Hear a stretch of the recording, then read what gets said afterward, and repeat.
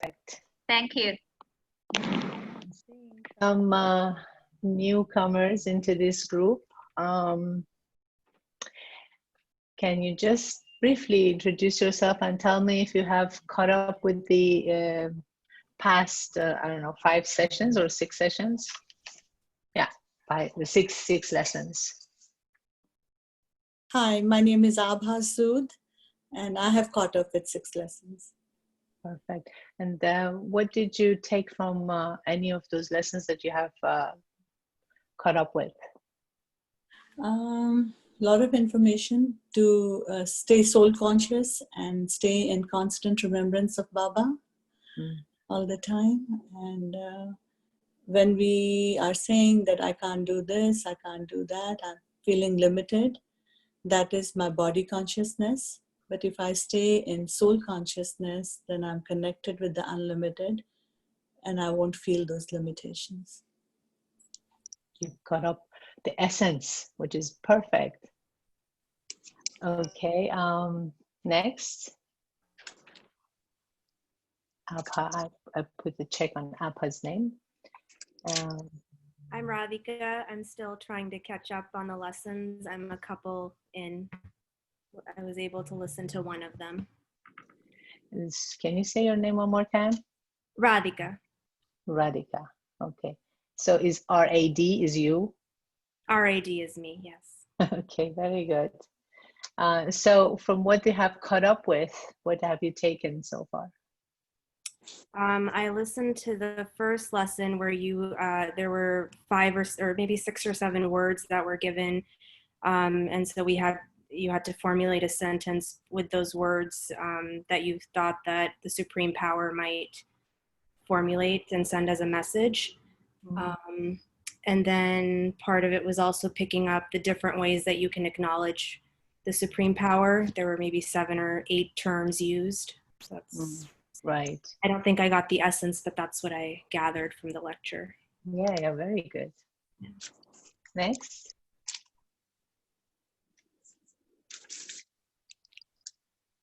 I'm Maggie. I have 6 lessons already. Okay. Yeah, and there's a lot of information, very insightful. Yeah, and I think I've learned that I'm a seed of light and love from the source. Yeah, and I need to build connection with the source. Yeah. Beautiful. Thank you. Thank you. I see another name, Arun. Is Arun in the session? No, sister. Actually, I joined from our meditation. I continued actually. This is the first time I'm seeing you, so I just just want to say hi. So yeah, good to see you after a long time. Thank you. What is the name? My name is Arun. Arun. Wonderful. I come from Pasadena, you remember, to the center. Yes. Yeah. Welcome. Yeah. Arun, And did you catch up with the lessons? No, this is the first time. So this is the first time I'm attending this. Yeah. Okay, very good. Then we will talk about it later. So who else is there? This is Ritu. Right. Okay. I see your name. Okay. And just in full transparency, other than logging on and seeing your face and maybe listening to 2 minutes, I actually did not get to complete all of the logs.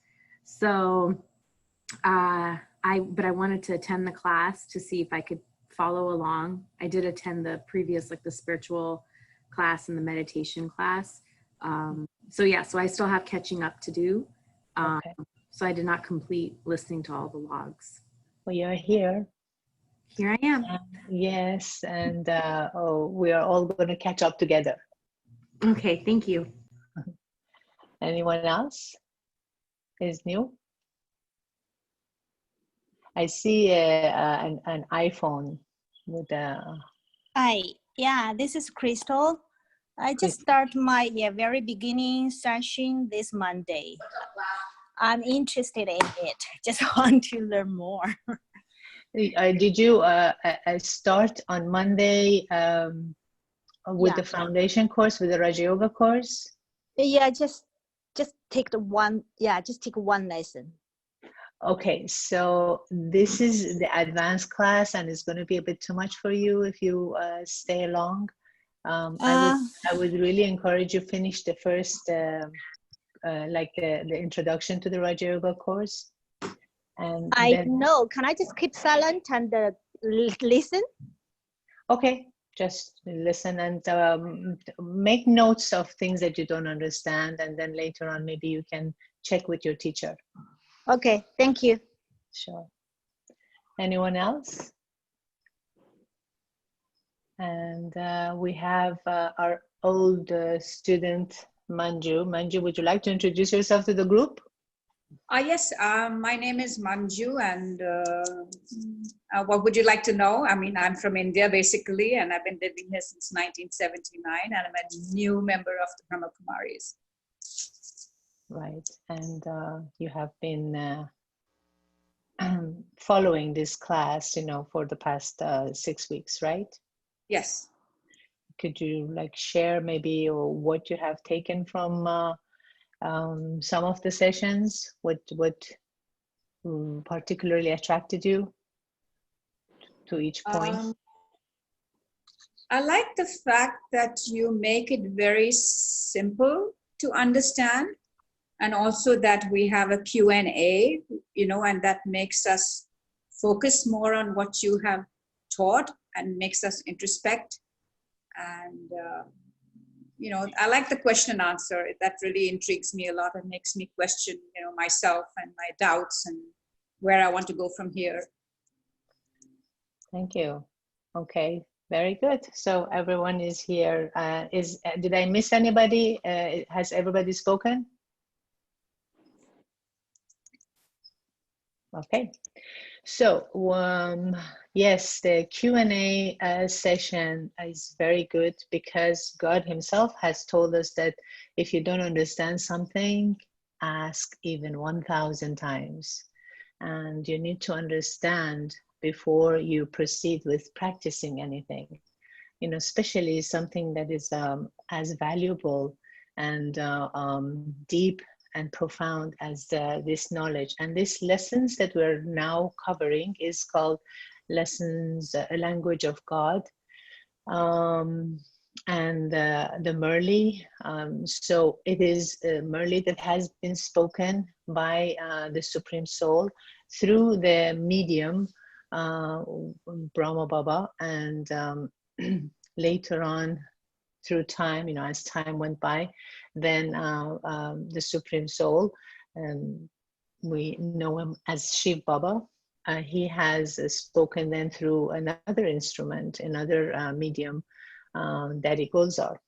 So these words, that's why we call it the language of God, because it's a very valuable language. It's a very elevated language.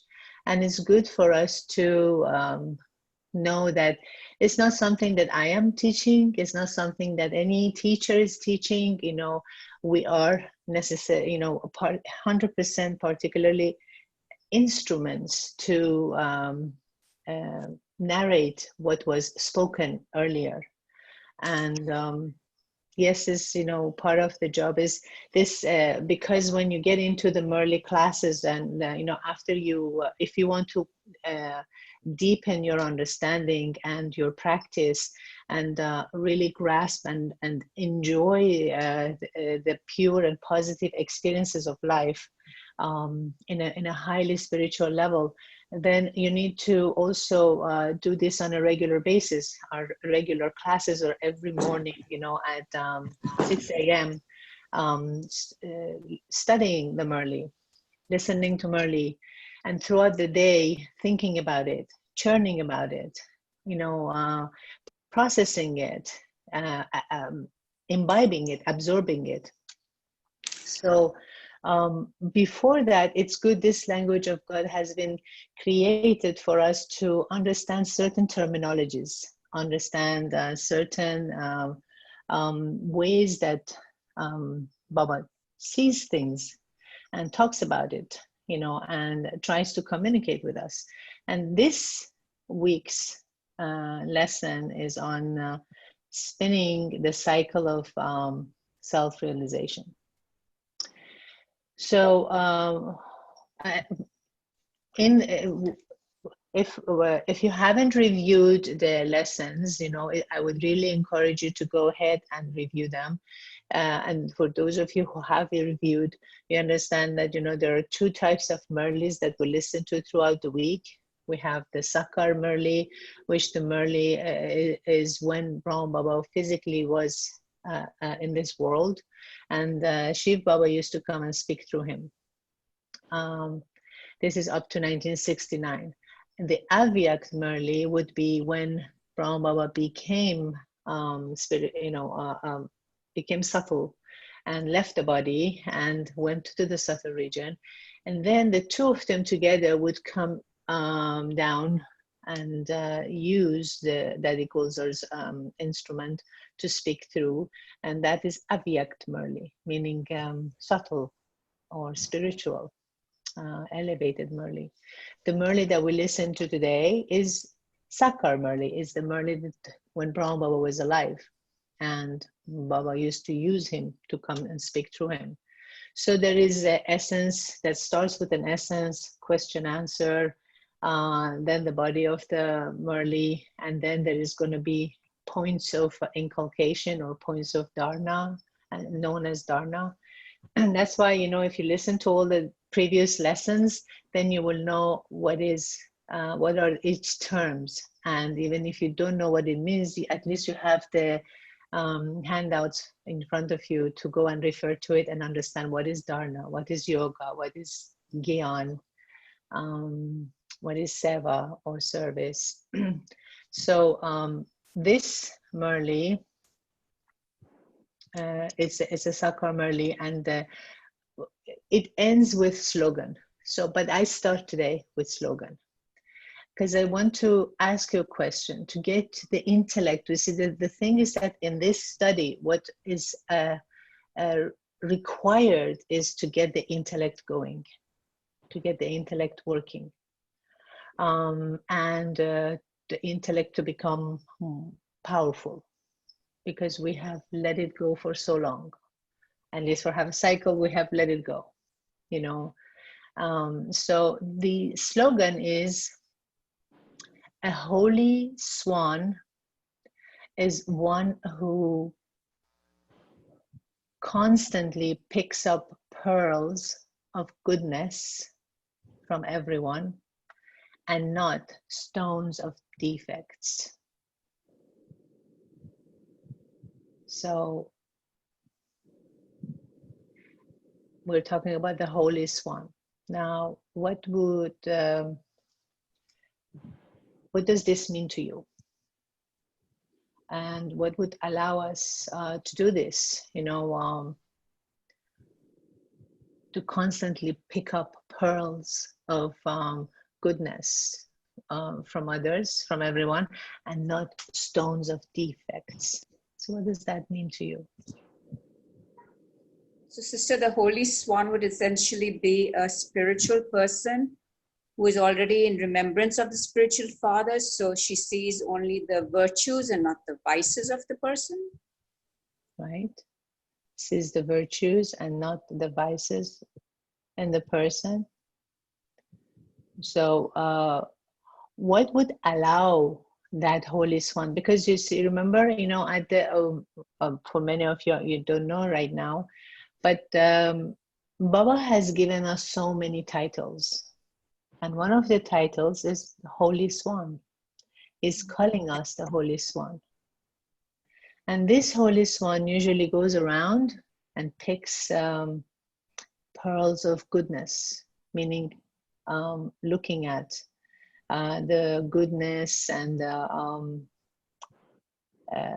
virtues of others and dismiss. So imagine, like, you know, just picking, and, oh, this is a stone. No, I don't want it. This is pearl. I'll take it. So Holy Swan knows that this distinction. But what would allow us to do this? In order to focus only on people's goodness, even when they are behaving poorly or behaving badly. Not to have waste or negative thoughts. Not to have wasteful or negative thoughts, right? Any others? Being humble. Being humble, right? Right. What else? And always observing. And always observing. Observing what? Observing people's behavior, observing good energy or a negative energy. Right. So our focus would be on observing the qualities in people. Yeah. Wonderful. So any others have any thoughts to share? Actually, sister, so how you perceive is when you see somebody else, if you perceive them as a reflection of goodness, I guess that would translate into your goodness too. Right? Because we are each other's mirror image. Yes. Right. And what we see in others is what we have in ourselves. Yeah, and this swan is essentially already a spiritual holy swan. Right. Right. So now the thing is that Baba gives us a completely different way, a unique way to become a holy swan. And that his method has something to do with the knowledge of the cycle. Now, this one might not be very understandable for Crystal, because again, since you have started the course, you have not reached to that level of understanding about the knowledge of the cycle. But Baba talks about the cycle, and when we know about time as cyclical, as a cycle, we know that however much negativity that there is in the world today is called the winter of humanity. It hasn't always been like that, and because time is cyclical, it's all going to change and it's going to become good again.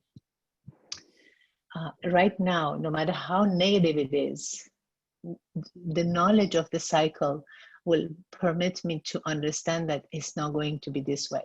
It's not going to remain this way, because time changes, time moves. And we are now in the winter of humanity. And also,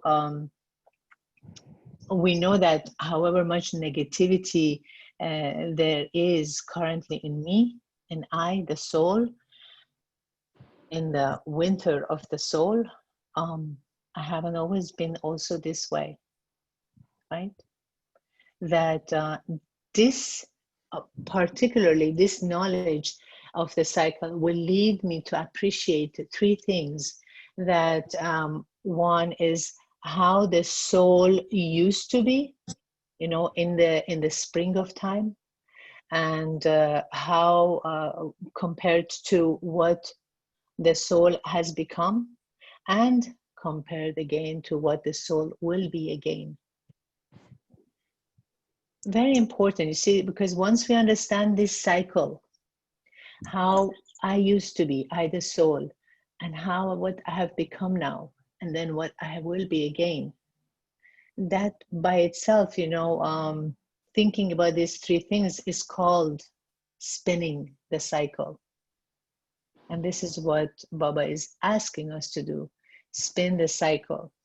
He wants us to do this because it reminds us again and again, when responding to the different situations in life, that we are not this limited We're not limited to the programmings and conditionings of the that is currently is in the soul.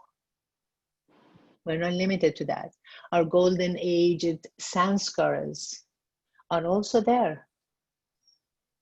And that's why now is the time for us to recognize those sanskaras, awaken them, and emerge them, bring them up, use them. I always had this image, you know, this analogy. You know how you have, for example, this in the storage or in the basement, in the attic, you have this memory chessboard, what is it? A box, big box full of clothes and stuff, you know, and pictures. So what happens is that whatever is on top is the ones that we constantly are interacting with. And if we keep digging and looking down below and looking further and further, then we look at the very, very older pictures or older, you know, some icon that we remembered. And we start recalling that, you know, but we cannot recall it if it's buried deep down. But the point is that memory is there. And that's why the golden aged sanskaras are also there. They are there inside the box, memory box of the soul. And this is the time for us to activate it and to emerge it. And the only way to do it is by using it, by keep using it. So the more you keep pulling from the bottom of the box and put it on top, one day you see that the top of the box is exactly what the things that you want to use. Now they have come to the surface. They were buried before. Does it make sense? I have a question, sister. What suppose your memories are bad? Would you still want them to surface? So right now, at this point, because we're in the winter of, you know, the winter of the soul, or winter of the humanity, there are lots of bad stories, bad memories. And what Baba is asking us to do, that's why, you know, we were asking how, what was the essence that the Holy Swan is the one who constantly picks up the pearls of goodness. So how do we do that? But we need to spin the cycle. We need to spin the cycle in terms of knowing that I once was in the golden age. Golden age has certain qualifications, certain virtues that are 100% perfect at that time. Purity is in full force and in full action. Right now, there is no purity. A lot of things that we're doing, it's very diluted. So by spinning the cycle, as Baba is asking us to do, you know, when we have to spin the cycle for not only for the sake of our own well-being, but also for the sake of the world. And by also spinning the cycle, then as long as we stay, you know, when we stay stuck in our current negative programmings and conditionings, so the world also stays stuck in its winter. And when we spin the cycle, we move ourselves from the world out of those old ways. So what happens is that we unstuck ourselves and we get ourselves to see what I'm becoming, what I was. What I was very elevated. Through time, I have lost that. I have lost that purity, that power, that innocence. And yes, and then I have developed a lot of negative memories. And what Baba is asking us to do now is to start activating those stored memories that are very elevated and very positive. Does that make sense now? Yes. Yes. So let me see.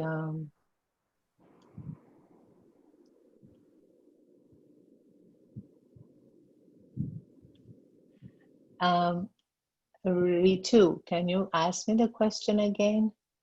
Because I'm not understanding what you're saying. As you were explaining, you had just said when the question came up about memories and carrying forward or not, you had said something like the holiest one will be the one to carry the pearls, or I didn't catch exactly. The Holy Swan. That's the title that Baba is giving us all. Oh, The quality, you know, of the Holy Swan is to because you know, the swan is pyx, and it refers to the ability of the intellect to be able to accurately decide and discern what to absorb, what to imbibe, and what to let go.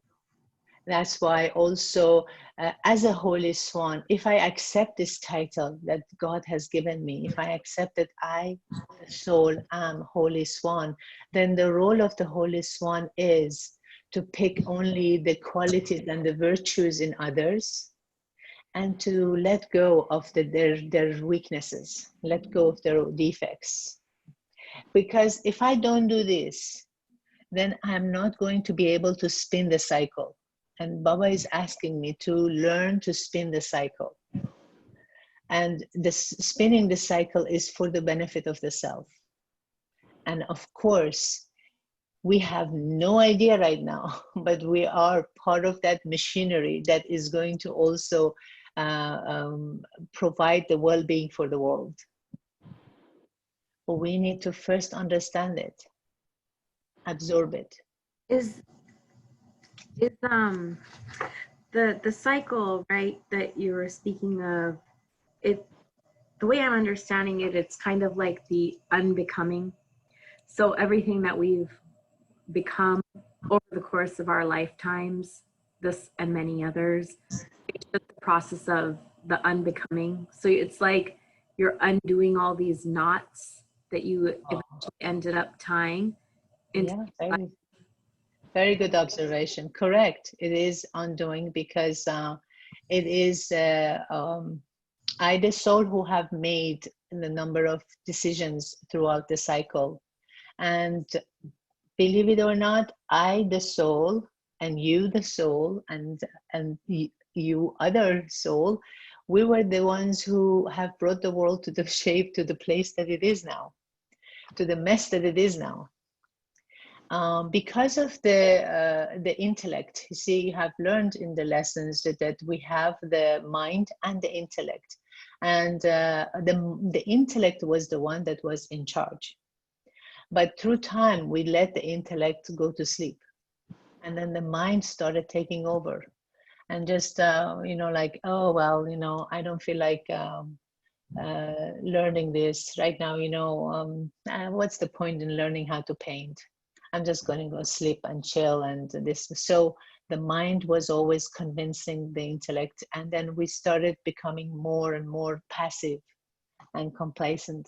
So what we have to do is now, with the knowledge, you know, with the knowledge of the cycle, with the spiritual knowledge, and with the yoga power, we need to undo everything that we have done. And we need to let go of the limited programming and conditionings that we have put ourselves into these boxes. We need to recognize that we don't need to be in the box. Actually, we're not in the box. That's what we need to realize. So let me, yeah. Sorry, so I was just going to say, so the letting go, would that also then include forgiveness? When you let go, when you completely let go, there is no need to forgive anymore. There is no need. It's like you're not holding on to something.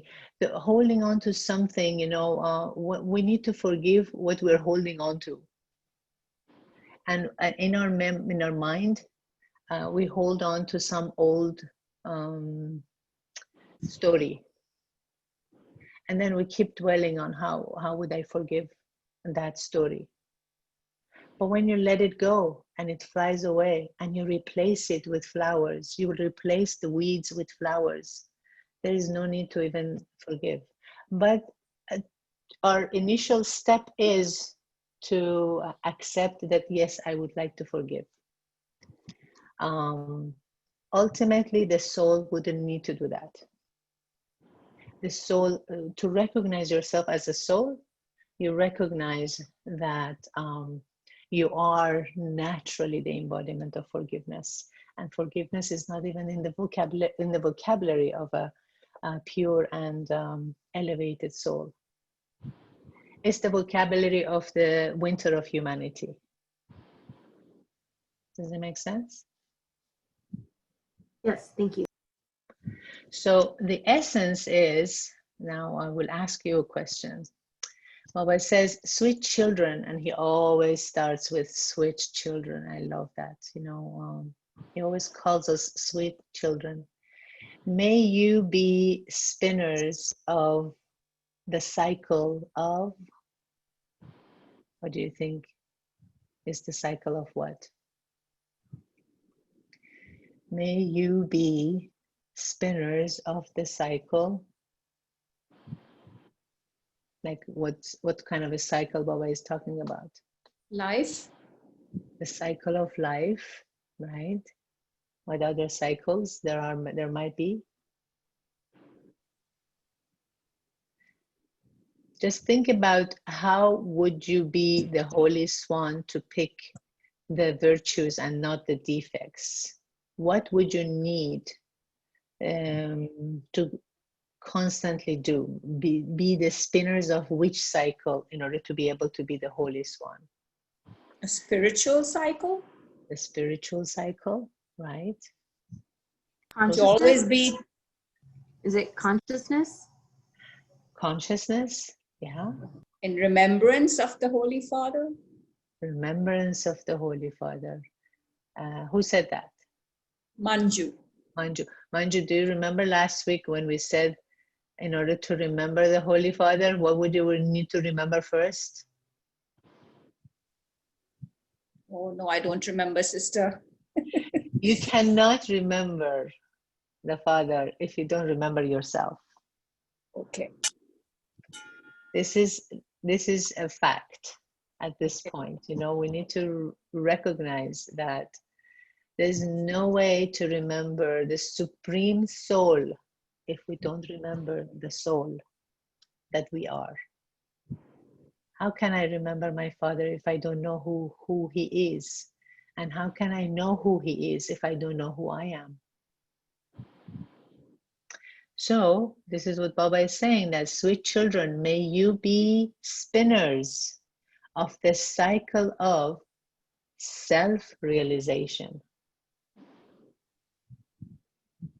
Make sense? Yes. So spinning the cycle allows you to realize who you really are. You are not this character that you're playing right now. You are not Manju or Abha or Arun or Liza. You're not. We're not. We are recognizing that we are the souls. We're realizing. So self-realization is very, very crucial, very the key point in understanding the spinning the cycle. Because if you're spinning the cycle of you, the soul, being, you know, going throughout the cycle of time, you need to know who, you need to realize who you really are, who you were, who you are, and who you will be. And then, of course, Baba says, become. So once you're doing the spinning of the cycle of self-realization, then he says, become what? The Holy Swan.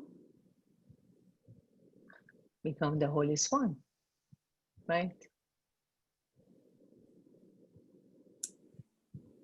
What else? So once there is that self-realization, then he says, become lighthouses. What? Lighthouses.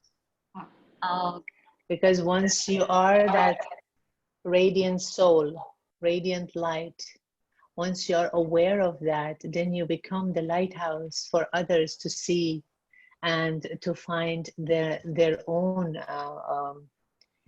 destination through the light that you're providing. But that light that you will be providing first keeps you in light, keeps you full and content and humble. Someone once said humble. But also it provides that light for others to find their ways and not stumble around in the dark. So Baba says, consider yourselves to be souls and do not be careless about anything. So, And sister, that light within you has to be constant. It always has to be eternal. it has to be, well, it is constant and it is eternal. It is lit. It's just that our awareness has dimmed out. Okay. What we are doing now is we're once again becoming aware of who we really are. And once again, I'm getting in touch with the eternal part of the soul, the eternal part of me that has always been there. So once I understand that, there is no fear. There is no insecurity. So it's important to get in touch with that. You know, because Baba was talking about how we need to consider yourself to be a soul. See, again, see, he's not saying remember me first. He never says remember me first. He always says consider yourself to be a soul. And do not be careless about anything. So just think about how the soul is eternal. And the soul is immortal. It never dies. And the soul comes from a world of light, the soul world. That world, that reality is always there. And it's untouched, it's unaffected.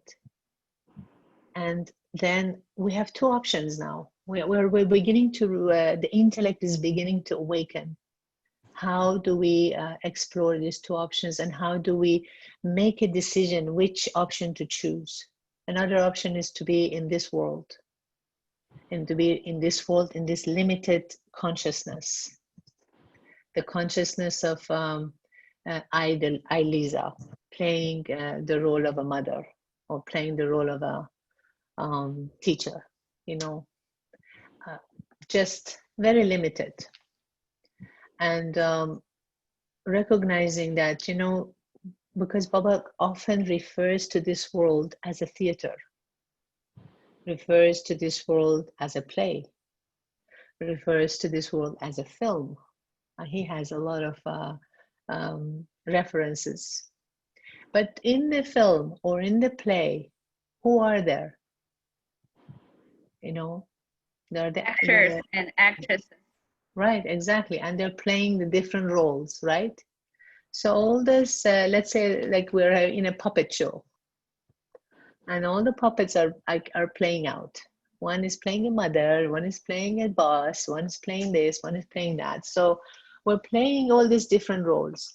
And there is a beginning and end to it. The story starts and the story ends. It's very temporary, it's very transitionary. We cannot hold on to anything. You just tell me one thing that you're able to hold on in this story forever. Love. Nothing really. Nothing really. Can you really hold on to love in this story? Doesn't love turn into hate sometimes when you get mad at the person? Yes. So in the story, things are transitory, things are temporary.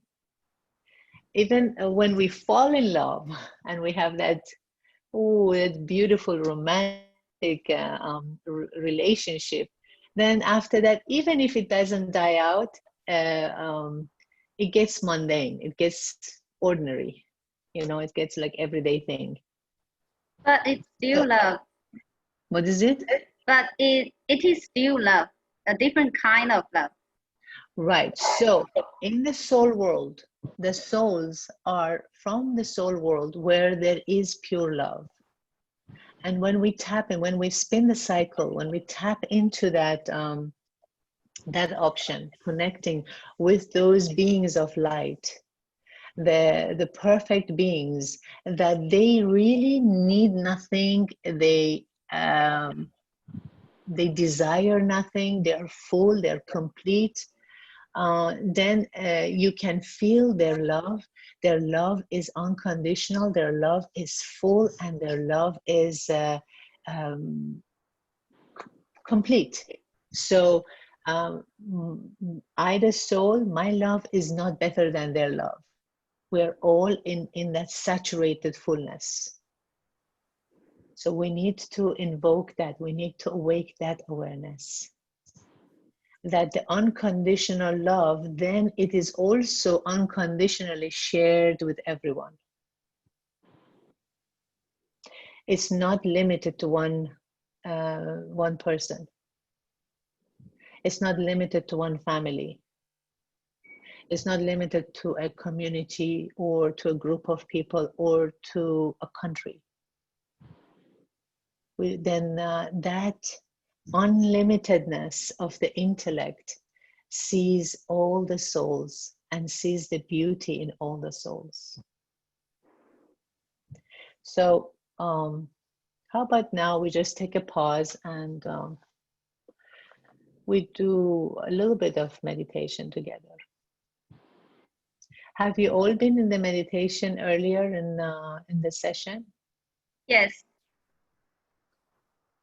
And for those of you who haven't, you know, I would really encourage you, before you even start this this class, do your meditation. It's usually 6:30 to 7:30, but anytime you enter into the meditation room, in the Zoom room, you still enter into that elevated vibration, and your intellect starts aligning with the high frequency.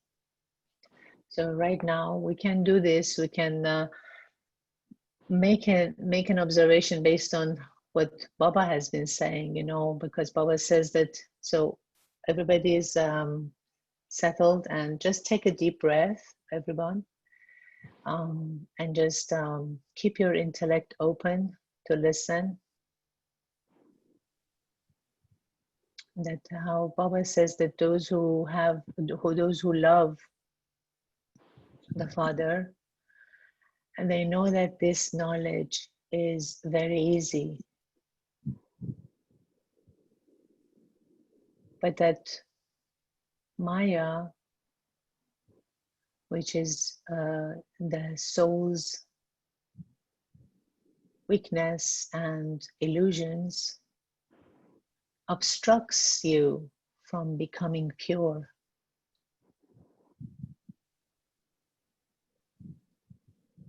If you're careless in any aspect, that carelessness will defeat you.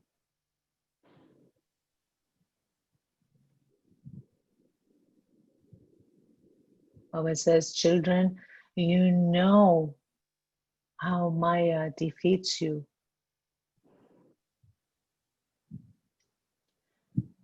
The Father says, sweet children, consider yourself to be a soul. The Father himself understands that this takes effort, but also the Father shows you easy methods to do it. I am a soul who leaves one body and takes another to play my part, different parts, different births. I'm a child of the unlimited Father. You must make this very firm. Who am I? And whose child am I? The child of the unlimited Father.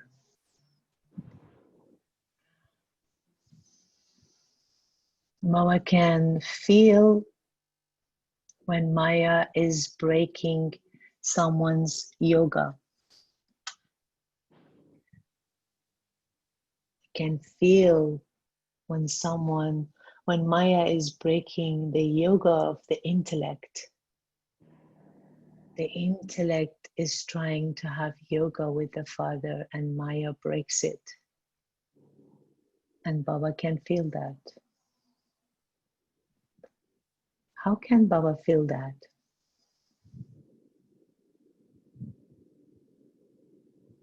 How can Baba feel when Maya is breaking someone's yoga of the intellect?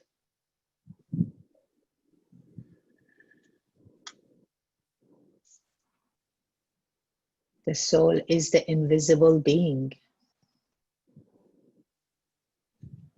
And yet when this invisible being, the soul, is not present in the supreme region, when the invisible being is not in the company of the supreme soul or the supreme friend, and is busy down here fighting with Maya, battling with Maya, and being defeated by Maya because of carelessness, then that absence is felt by the Father. And he can feel that I have been defeated, not to be in his company by Maya.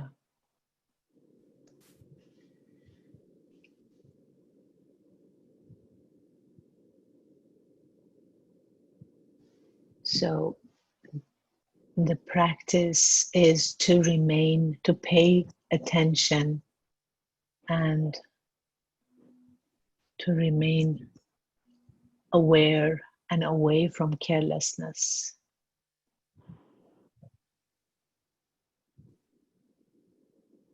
And the practice is for the invisible being, for the soul, for the invisible presence, to remain in the presence of the Supreme Father, the Supreme Friend.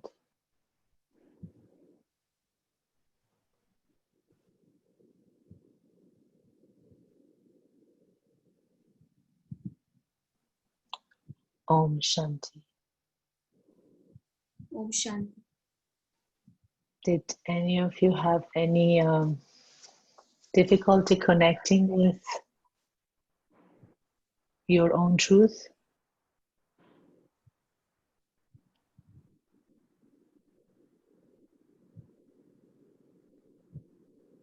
Could you give us an example of carelessness?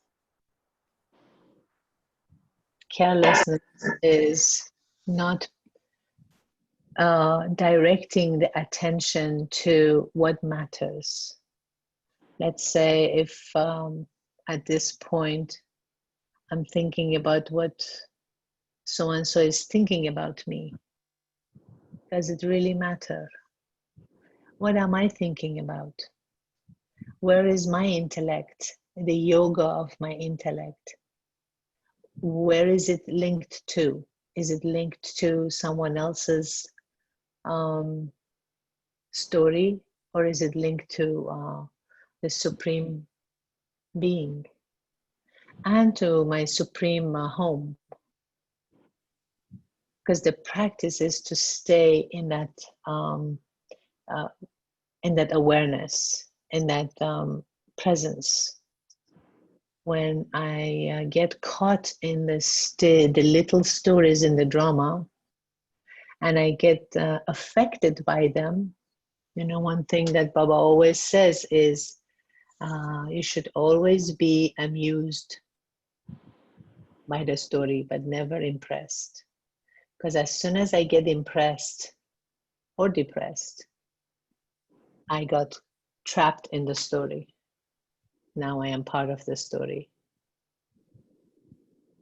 So carelessness is to see the story but not get affected by it. And it's not easy, but it's not difficult either. It's not impossible.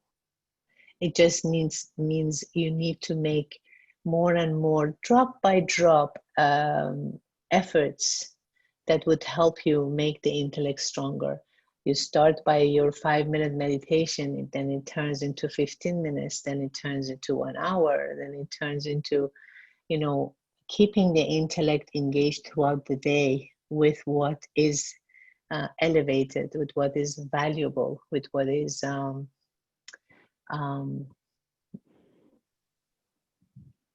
divine, rather than picking up stones. So the Holy Swan only picks pearls and works with pearls, not with stones. The prince always plays with jewels, not with rocks. So we need to begin to discern what we're playing with. Because playing with stones might be entertaining, but it might not, but it is not productive, and it is not enriching. Playing with jewels, it keeps your consciousness high. So let's see what Baba is saying in the, we read the essence, right? We said the sweet children, may you be spinners of the cycle of self-realization, become lighthouses. And this is what Baba is referring to, spiritual lighthouse, not the actual physical lighthouse in the middle of the ocean. Consider your, yeah? Sure, I have one question. During the meditation, you had mentioned, like when you were walking us through it, there was a question, which was, what stands in the way of my yoga? Mm-hmm. Can you expand a little bit more on that? Like, well, yeah, right. Go ahead. When Baba was talking about how Maya, he can feel that we're not there, you know, he can feel that Maya has broken the yoga of our intellect, and he's asking how that happens. How is it that Baba can feel? So it's very in the practice you realize, you know, like for example, we are now in Zoom, right? Together, all of us are here, and I can see the names, and I can see your presence, but one of you is not going to be there, and I cannot see the name. So if my intellect yoga is not connected with the Father, if I'm not present in front of him, he cannot see me, he cannot feel me, he cannot enjoy my presence in front of him. Then he knows that Maya has broken the connection. It's sort of like I'm trying to connect with you, and there is electricity cut off, and we cannot connect through either phone or through The Zoom, we cannot connect. There is no internet. But with Baba, with the Supreme Being, our connection is through our thoughts. So if my thoughts are busy with him, then he can feel it. He can see it. If my intellect is busy down here, you know, like let's say if my intellect is busy horizontally and not vertically, then he can feel my absence. And he knows that the reason is carelessness. How else would we not connect with him if we're not careless? At this point, because we're coming to understand this knowledge, we're coming to learn about this spiritual knowledge, we understand that this connection is very valuable and very essential for the well-being of the soul, and to help improve this world. But I cannot improve this world through the different plots in the story. I have to improve the world by raising my consciousness, not being affected by the low frequency vibrations of this world, of this world of stories. Does that make sense? Yes. Also, sister, I've come to realize that when I am doing meditation, all my thoughts sometimes are of hurt and pain. And then I pull myself and I say the hurt and pain that's caused by these people, I am giving them my time and my emotion, and they have power over my time and emotion. So then that reminds me to pull myself away from it. Exactly. And it's not that they have power, you have given them the power by thinking about them. Yes, and they are not even thinking of me at the time that I'm thinking of them anyway. So those actually, that's a waste of my time and my emotions. Exactly. Yes.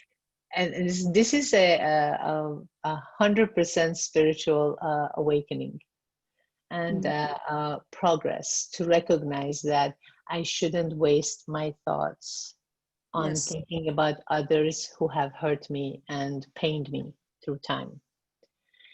Because at this point, you know, I need to recognize, just think about your mind, always think about your mind like a hotel with lots of rooms. And each room is occupied by one of those people that you think about. And they keep talking to you, you know, so it's a huge chatter in this hotel. So in meditation, what we're learning is we're vacating, we're asking them to leave, and we're cleaning up the hotel, and we're just inviting the Supreme Soul to come into it. No others, no in between. So Baba says in the question, in what way are you the most wonderful students of all? And the answer is, as well as living at home with your family and working 8 hours for the upkeep of your body, you also serve for 8 hours to make others similar to the Father.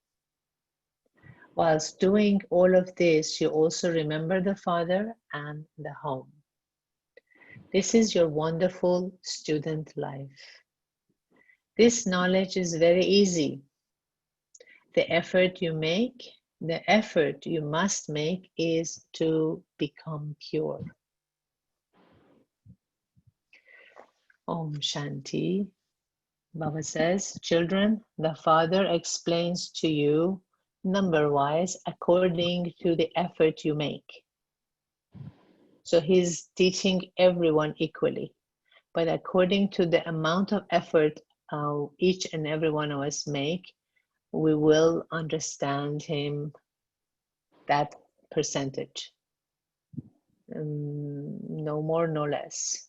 But it's all according to your own effort. Just think about when you were students in school.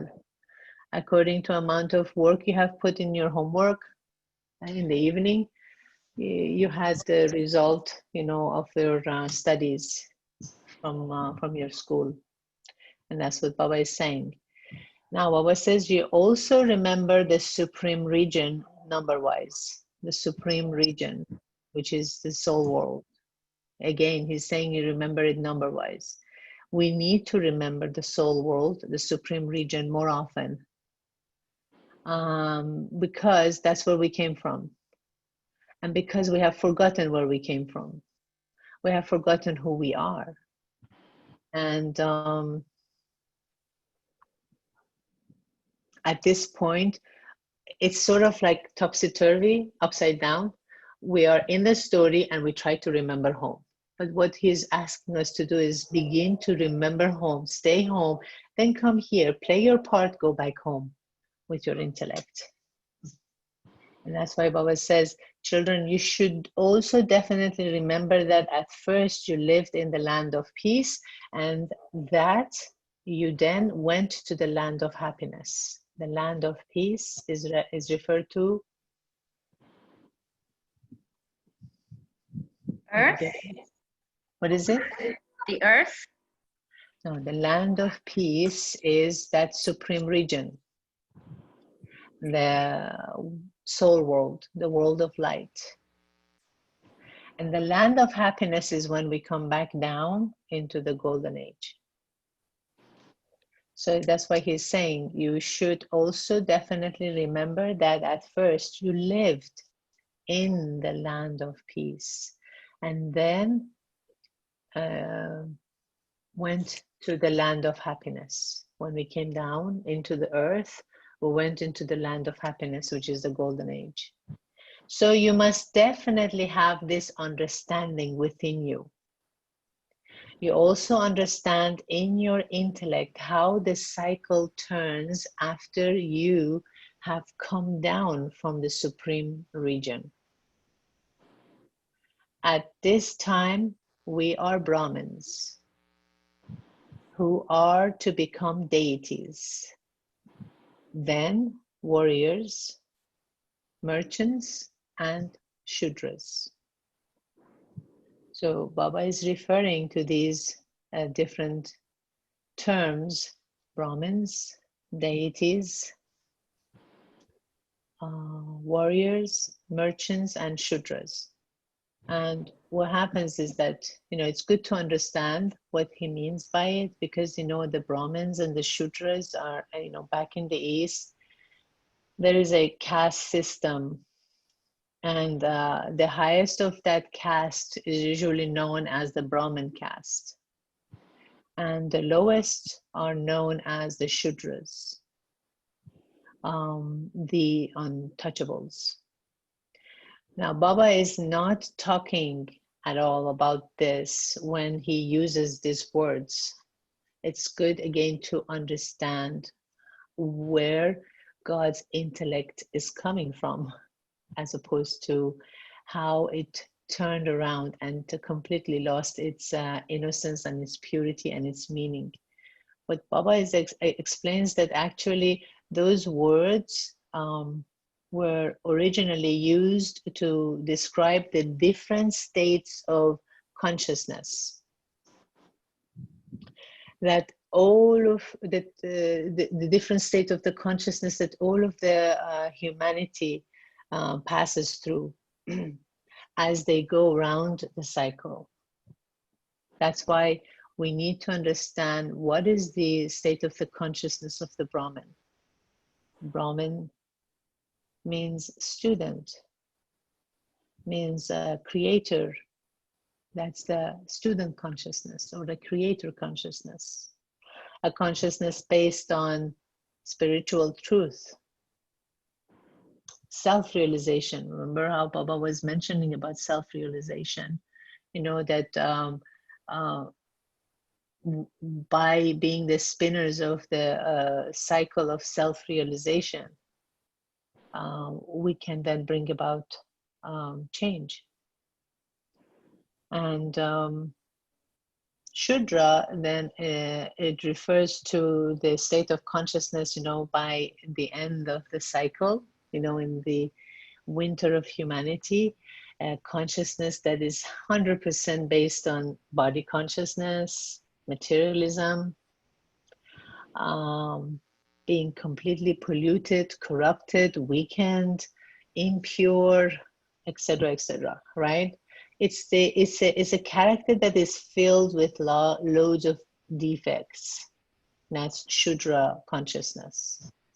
So it's a state of consciousness. It's not a caste system, you know, calling this person Brahman, calling this person Shudra, and this and that. At this point, everyone is in the Shudra consciousness. You know, in the Eastern system, you are like physically born into one of these castes, right? For some of you who might be from India, you might know that. But, you know, and there is nothing to do about it. But Baba is explaining that anyone can be the kind of Brahmin that Baba is talking about, and that we all end up being Shudras. So also the three other terms that Baba used, deities, warriors, and merchants. Also, they refer to the three other states of consciousness, you know, that are experienced during the three other ages. So the warrior is more referred to the souls in the Silver Age, because the range, these range, you know, from the deity to the merchants, you know, they're totally from the deity form, which is the pure state of consciousness, and then the warrior or the deity is actually not just pure; it's like 100% pure or totally pure, and the warrior, which is part of the Silver Age times, that's the where the souls are just pure. They have lost few degrees of purity, not totally pure. And of course, the merchants are the Copper Age times, you know, where they are now impure, and the Shudra intellect is considered to be 100% the opposite of the deity intellect. And Shudra intellect is like the opposite of the deity intellect being totally impure, because deity is totally pure. Shudra is completely impure. So Baba says that towards the end, we become devils. Again, not that kind of devils, you know. It's just a state of consciousness, you know. It has become completely like we start feeling the feelings of revenge, the feelings of anger, and you know, and the fears that we have, and as a result of the fears and the insecurities, the decisions we make, and the insecurities that we have. Baba says this cycle should be turned around in your intellect. Children, your intellect has the knowledge that the Father has explained to you. So we don't lack it, we just forgot it. And he's saying that you have this knowledge. You didn't know this before, it is only now that you come to know it. Day by day, your number will continue to increase as you continue to teach many others. So you are definitely the first ones who become the holders of the cycle of self-realization. While sitting here, your intellect understands that this one, the Father, is your Father, the Supreme Being. This one is your Father, that He alone is the Supreme Teacher who teaches you, that He alone explains how you pass around the cycle of 84 births. Your intellect must definitely remember this. You must keep this in your intellect all the time.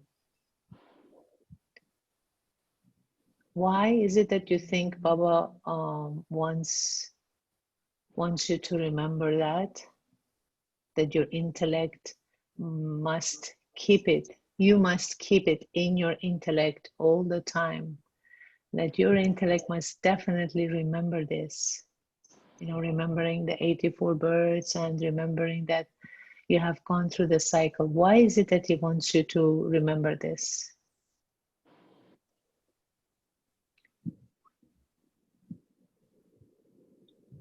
To become the lighthouse.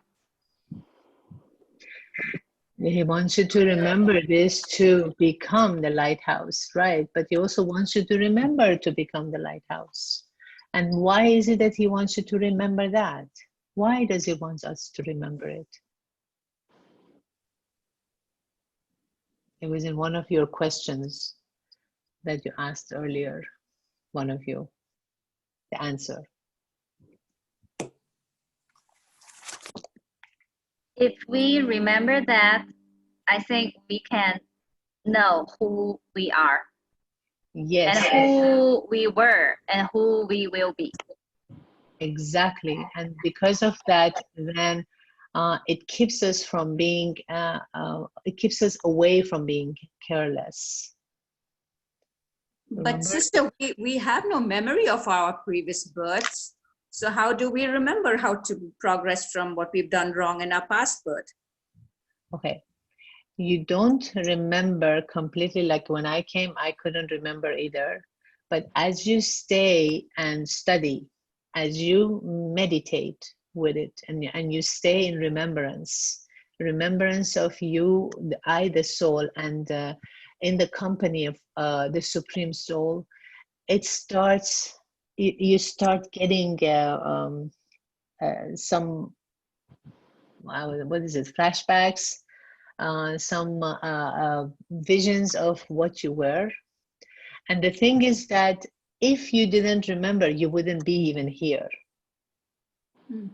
If you didn't remember that, this example, I remember once my teacher at the beginning gave us, and you know, I really don't like chocolate because chocolate always gave me headache. So she said to me, if you never had chocolate, and at that time, you know, I hardly ever had chocolate. But the example that she gave was, if you never had chocolate, you will never crave it. And that is so true, because if I did not have the experience of peace, I would never crave for peace. If I did not have the experience of truth, I would not seek it to try to find truth in this world, or try to find happiness, or try to find purity. We had it, and as a result, we are here now.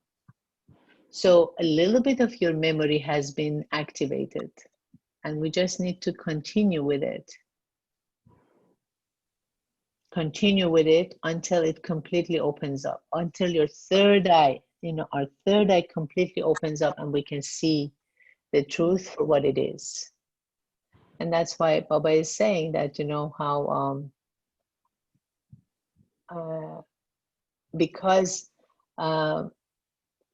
we are trying to remember the cycle, the spinning, we're trying to spin the cycle, and remember that will prevent us from becoming careless. And carelessness, you know, means that letting ourselves act from all our old programmings and conditionings, and from our limited consciousness, instead of from our truth and our virtues. So we have come to the end of this session. The time has ran out. You know, we had this little bit of meditation in between, which didn't allow us to finish them early. But you will get a copy of them early, and you can continue studying it by yourself. And if you have any questions, then you can ask next week. So this is like a series of, I think, 10 or 11 lessons on understanding the language of God. And then once we're done with that, then you can join the daily Merli. And even, if you feel comfortable, you can still ask, your main teacher if you would like to still join the main Merli. But the thing is that it's good to become familiar with these terms, because the spinner of the cycle of self-realization is a very important topic. It's a very important title that Baba has given us, the Holy Swan, and I don't know, to understand about the difference between Lakshmi, Narayan, Vishnu, and all these different terminologies. If when you study the previous lessons too, your intellect gets more and more familiar with all these terms and their original meanings, their true meanings. And then you will have a better understanding of how Baba talks to you every day. So how about if we just take a minute of silence together, and if you have any further question, then maybe you can just email us with a question, and then we can answer you. We'll take a minute of silence together.